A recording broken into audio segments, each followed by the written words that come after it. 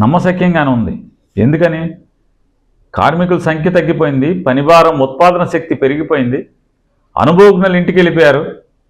అనుభవ రాహిత్యం, అనుభవం లేనటువంటి తక్కువ జీతానికి పనిచేస్తారు, ప్రొడక్షన్ కాస్ట్ తక్కువద్దని చెప్పేటువంటి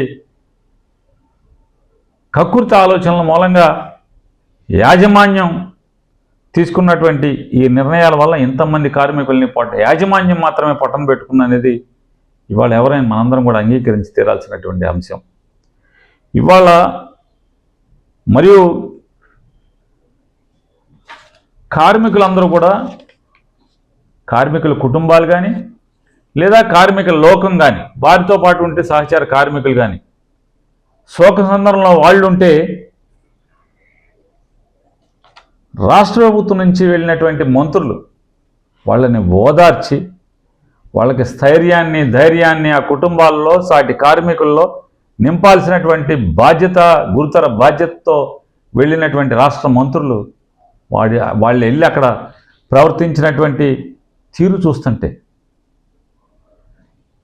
అసలు సంస్కారం మర్చిపోయారా? ఇవాళ మనందరికీ సమాజంలో చూస్తుంటాం, మన ఇంట్లో ఎవరన్నా చచ్చిపోయి శ్మశానానికి అంతిమయాత్ర జరుగుతుంటే